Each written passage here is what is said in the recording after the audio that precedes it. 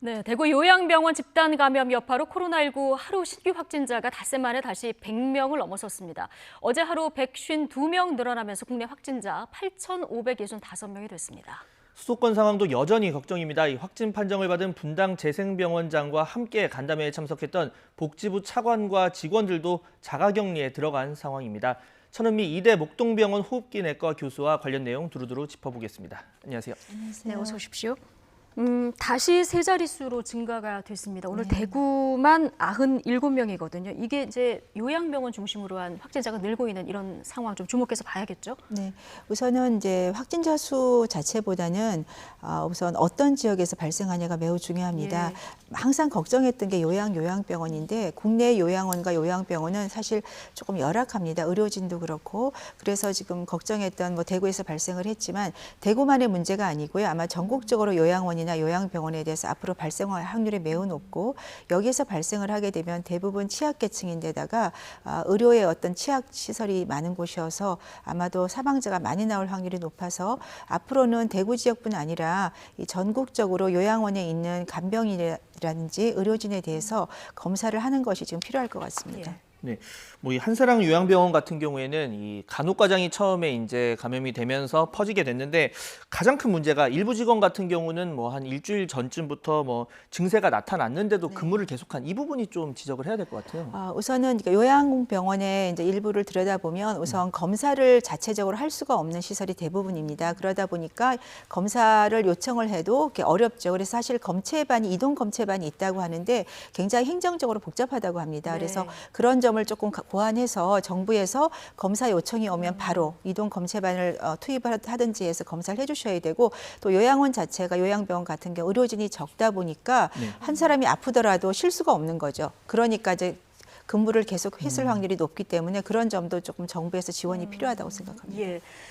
지금 뭐 한사랑 요양병원만 그런 게 아니라 대구의 여러 지금 요양병원에서 확진자가 나오고 있는 이런 상황입니다. 이게 전수조사 과정에서 한사랑 요양병원에서는 확진자들이 나온 상황인데 전국적으로 보면 한 1,470개 정도 된다고 그래요. 지금 이 부분 굉장히 주의해서 좀 봐야 될 것 같습니다. 그렇죠. 대구, 경북이 원래 확진자 수가 많기 때문에 요양병원에서도 이렇게 많이 나오지만 사실은 전국적으로 검사를 해보면 분명히 나올 수 있습니다. 예. 왜냐하면 간병하시는 분들이 한 분을 간병하는 게 아니라 여러 분을 간병을 하시게 되고 주로 다인실이 많죠. 그렇죠. 그분이 감염이 되면 환자들이 다 감염될 수 있고 또 간병인 분들이 많은 분들이 또 중국에서 오신 분들이 많으시기 때문에 그런 위험을 조금 고안한다 생각한다면 전수조사가 필요하지 않을까 생각됩니다. 네, 뭐 아까 말씀하신 것처럼 아무래도 이 병원에 사람이 넉넉지 않아서 그렇겠지만 증상이 나타나면 일단 빠른 이 검사가 필요하겠고 거기에 더불어서 또 환자 가족분들한테 이렇게 빨리 알렸어야 되는데 그런 부분 좀 늦어진 것에 대해서도 이 환자 가족분들 굉장히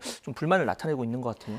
그렇죠. 근데 이제 의료진이나 병원 입장에서는 이제 그게 조금 별게 아니다 생각했을 수가 있어요. 증상 자체가 아주 심해서 뭐 입원을 할 정도가 아니었기 때문에 하지만 어쨌거나 의료진 입장에서 병원 입장에서는 이런 점에 대해서는 사과를 하셔야 된다고 생각합니다. 예. 자, 어제 또 하나 대구에서 폐렴 증세를 보였던 17세 소년이 며칠 만에 호흡이 불가능한 상태까지 갔다가 결국 숨지는 일이 있었습니다. 수차례 검사에서는 코로나19 음성이었는데 마지막 검사에서 소변에서 일부 그 유전자 하나에서 양성 반응이 나왔다는 거거든요. 이건 어떤 의미입니까? 우선은 소변에서 나왔다고 하는 거는 아마 전신 감염을 좀 의미할 수가 있습니다.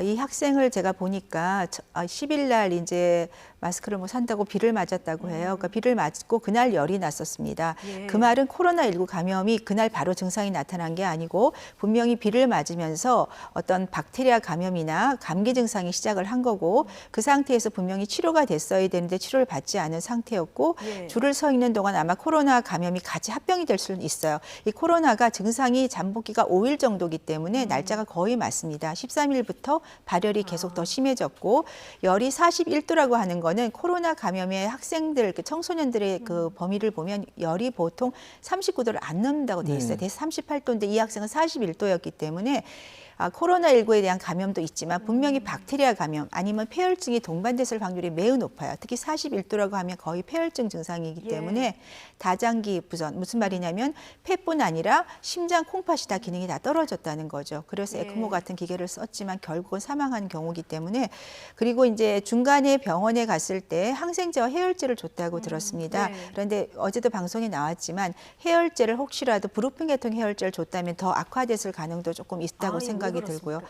그 브루펜 자체가 우리가 이제 이 코로나19 바이러스가 그 공격해서 들어갈 수 있는 폐포에 있는 세포가 안지오텐신 변환 효소라는 게 있어요. 거기를 통해 들어가는데 일부 연구에 의하니까 이 안지오텐신 변환 효소가 이 브루펜을 사용할 경우에 훨씬 많이 증가를 한다고 되어 있습니다. 그러니까 그렇기 때문에 지금은 타이레놀을 권고를 드리는 이유가 그 이유고요. 그래서 이 학생은 초반에 경과를 봤을 때는 분명히 비를 맞으면서 감염이 됐고 그 감염에서 박테리아 폐렴이 생겼을 것 같은데 거기에 아마 코로나 감염이 같이 합병이 되면서 코로나에 의한 증상은 후반기에 나타난 것 같아요. 그럼 교수님, 뭐 이게 열이 처음에 38도이나 41도냐 이거는 병원과 그 부모님 사이에 약간 주장이 다르긴 합니다만 어쨌든 열이 나서 병원을 갔는데 처음 병원에서의 대처에는 좀 문제가 있다 이렇게 보시는 거군요. 그것이 이제 코로나 검사에 너무 치중하다 보니까 열이 나니까 코로나 검사를 하고 코로나가 아닐 때 치료를 해주겠다 그런 의미죠. 그래서 지금 대부분 병원이 그렇게 나가고 있습니다. 호흡기 증상이 있으면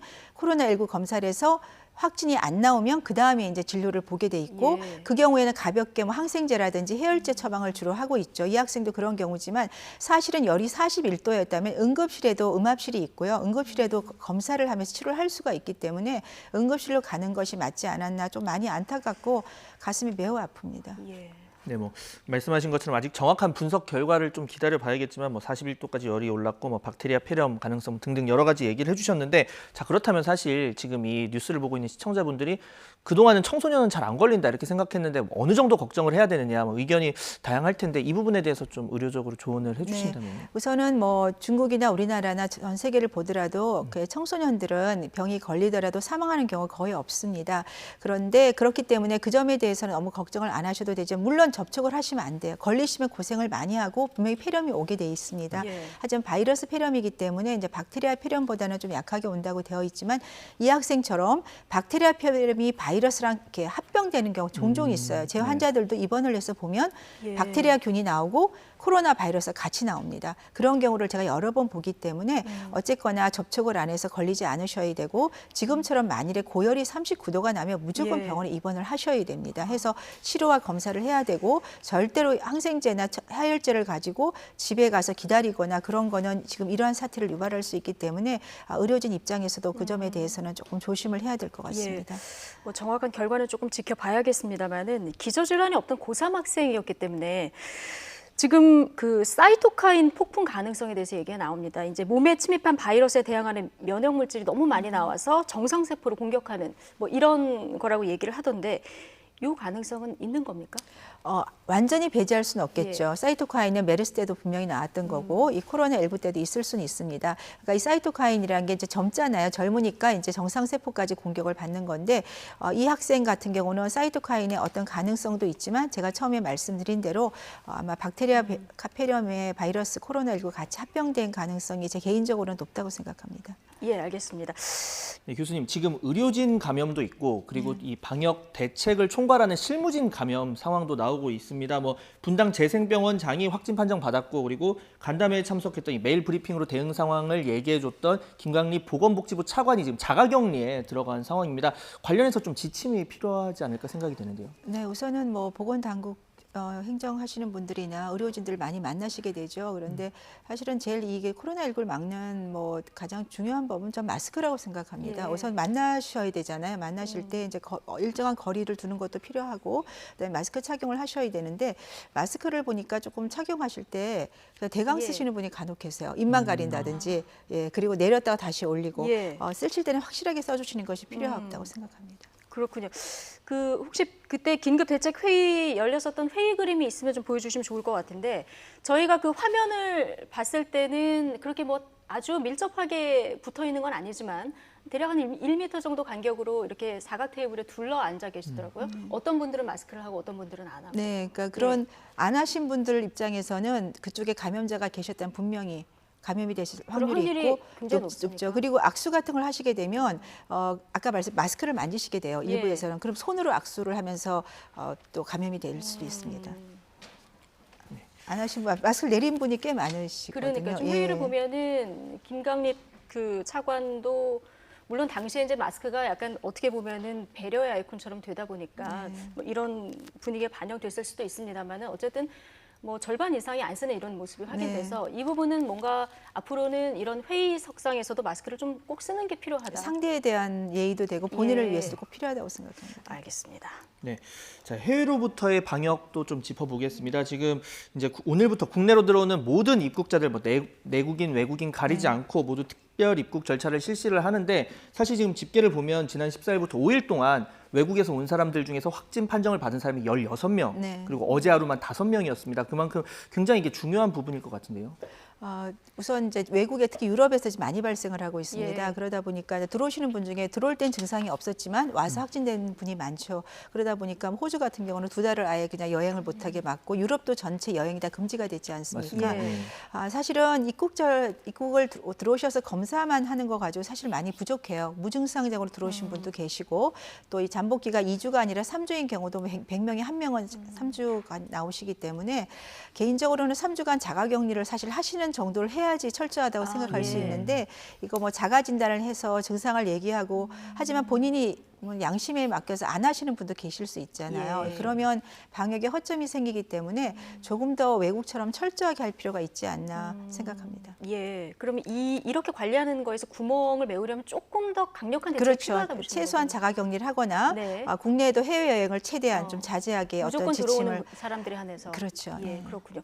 오늘 그 이란 교민 80여 명 그 우리 교민들 지금 비행기를 타고 오고 있는 이런 상황이거든요. 오면 뭐 격리 포함해서 여러 가지 대책들이 지금 마련되고 있는데 역시나 처음에 무증상 감염이 네. 지금 여러 차례 지금 저희가 우려하는 상황이 나오고 있기 때문에 이 부분 특히 또 그렇죠. 주의해서 봐야 되겠군요. 이번에 이제 들어오시게 되면 우한 때 교민들처럼 이제 자가격리 하시겠지만 저는 한 3주를 꼭 해주시길 부탁을 드려요. 3주? 예. 예. 많은 분들이 보면 2주 후에 발생을 하게 돼 있고 또 연구에도 보면 3주 후에 발생하는 분들이 계시기 때문에 조금 불편하시지만 3주 정도 자가격리나 아니면 생활치료시설에 입소를 하신다든지 그런 쪽으로 방침을 했으면 좋겠습니다. 네.